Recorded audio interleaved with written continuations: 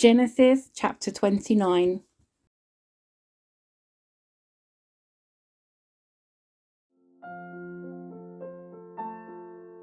Then Jacob hurried on, finally arriving in the land of the east. He saw a well in the distance. 3 flocks of sheep and goats lay in an open field beside it, waiting to be watered. But a heavy stone covered the mouth of the well. It was the custom there to wait for all the flocks to arrive before removing the stone and watering the animals. Afterward, the stone would be placed back over the mouth of the well. Jacob went over to the shepherds and asked, "Where are you from, my friends?" "We are from Haran," they answered. "Do you know a man there named Laban, the grandson of Nahor?" he asked. "Yes, we do," they replied. "Is he doing well?" Jacob asked. "Yes, he's well," they answered. "Look, here comes his daughter Rachel with the flock now."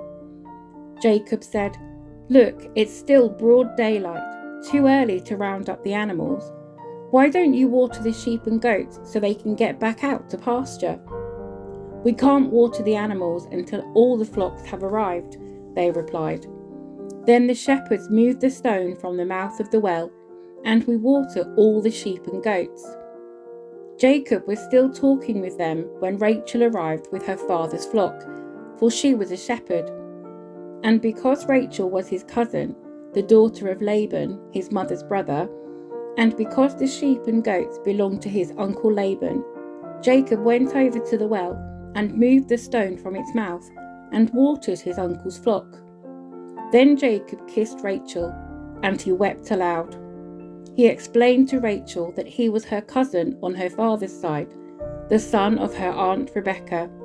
So Rachel quickly ran and told her father Laban. As soon as Laban heard that his nephew Jacob had arrived, he ran out to meet him. He embraced and kissed him and brought him home. When Jacob had told him his story, Laban exclaimed, "You really are my own flesh and blood."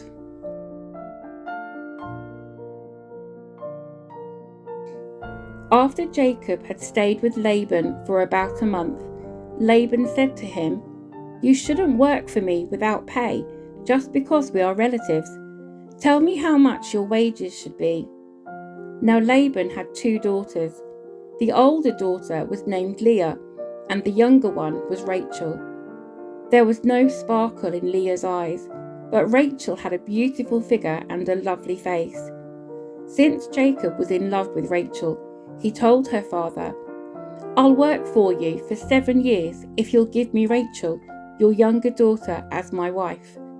"Agreed," Laban replied. "I'd rather give her to you than to anyone else. Stay and work with me." So Jacob worked 7 years to pay for Rachel, but his love for her was so strong that it seemed to him but a few days. Finally, the time came for him to marry her. "I have fulfilled my agreement," Jacob said to Laban. "Now give me my wife so I can sleep with her." So Laban invited everyone in the neighbourhood and prepared a wedding feast. But that night, when it was dark, Laban took Leah to Jacob, and he slept with her. Laban had given Leah a servant, Zilpah, to be her maid. But when Jacob woke up in the morning, it was Leah. "What have you done to me?" Jacob raged at Laban. "I worked 7 years for Rachel. Why have you tricked me?"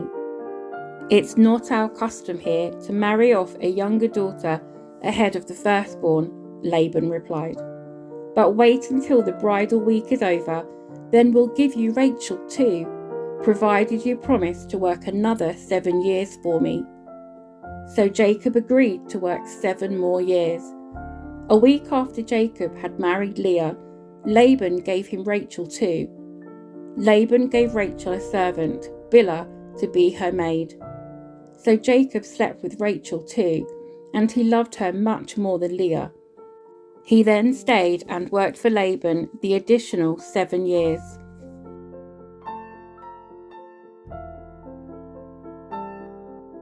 When the Lord saw that Leah was unloved, he enabled her to have children.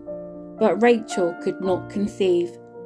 So Leah became pregnant and gave birth to a son. She named him Reuben, for she said, "The Lord has noticed my misery, and now my husband will love me." She soon became pregnant again, and she gave birth to another son. She named him Simeon, for she said, "The Lord heard that I was unloved, and has given me another son." Then she became pregnant a third time, and gave birth to another son. He was named Levi, for she said, "Surely this time my husband will feel affection for me, since I have given him 3 sons." Once again, Leah became pregnant and gave birth to another son. She named him Judah, for she said, "Now I will praise the Lord." And then she stopped having children.